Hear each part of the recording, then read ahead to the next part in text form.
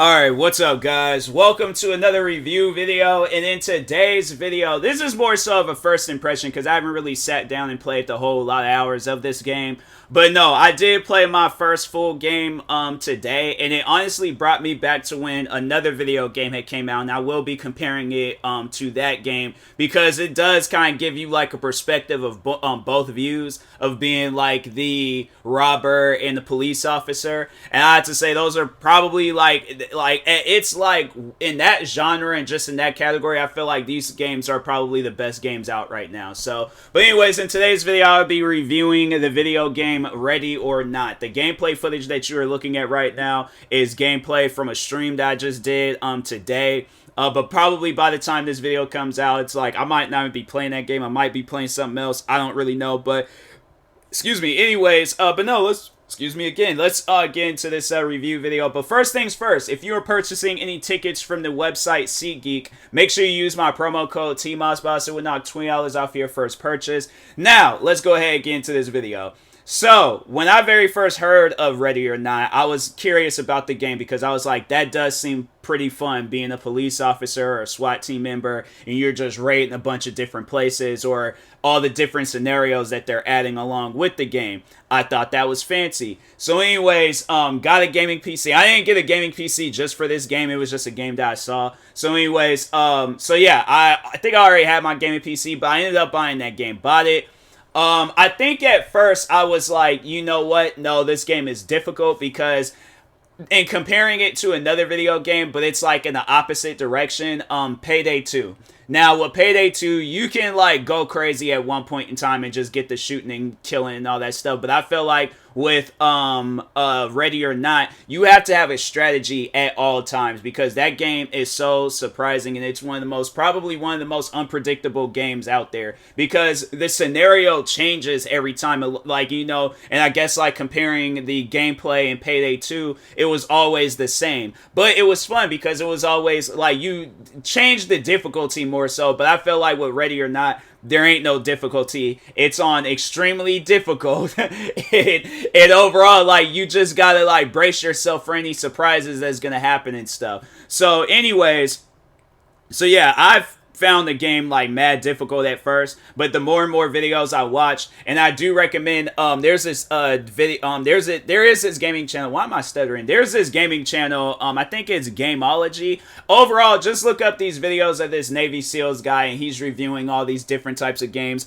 But that, and there's like SWAT commanders, and there's all these different videos that you can check out where it kind of it's like a guide more so, like, because they're telling you like, okay, this is what I would do, this is how I would act in this situation, you're supposed to do this, blah blah blah. And yeah, and then also on top of that, just by playing the game, you will overall learn to get better at it as the time progresses on and stuff. So anyways, but yeah, so I did kind of take a break from playing the game, played a bunch of other different shooter games, and I will have to say today was my first time actually sitting down and playing it. So they do have a single player mode where you could kind of like practice, and then they have the mode where you play with other people, co-op mode. And I'll have to say that that's a lot easier because kind of like with Payday 2, the AI teammates that you have don't really do nothing. They will just, I guess, stand there and be there for like moral support rather than with a actual person. You know, if you're getting shot at by somebody, they can return fire. And with a AI, like, they're not gonna do that. They just gonna stand there and look at you get shot. And I'm like, homie, I thought we were on the same side. Like, I feel like I just walked into a setup. Like, they open up doors, you can like guide them, and I think it'll probably have to like be that where it's like you'll just overall have to like press a button to guide them and tell them what to do, because you can do that. I haven't played a whole lot of games, so I guess this review video ain't really worth watching, I guess. I don't know. I'm just overall telling you from a gamer that just like overall start playing the game. So like what to expect like when you start playing it and stuff. So anyways, yeah, so you probably will get to a point where single player might not be all that fun, and then you end up playing online with other people. Now, how I played it, and that's I remember how I even played Payday 2, is that it doesn't require a microphone. So if you're one of those people that just want to, like, you know, be quiet and stuff, just follow along with your teammates, help them, have their back, all that other extra stuff, so you won't have to communicate with people. That's Ready or Not is definitely not a game where you just go and venture out and just start doing your own stuff. That is one of the most team-based games I had to say I played in the most recent time. You just don't be that person, okay? If that's the case, then play by yourself. Don't play on with online or co-op with other people if you're just gonna be going out and doing your own stuff and things, because that's no fun. All right, so. But anyways, no, when I played so there's a new map. It's called, I think it's like Neon something. We're just gonna call it Neon. But played that map. First time, got killed, alright? Ran into a room, wasn't really paying attention, and yeah, just immediately got shot and killed. It was like me and another teammate.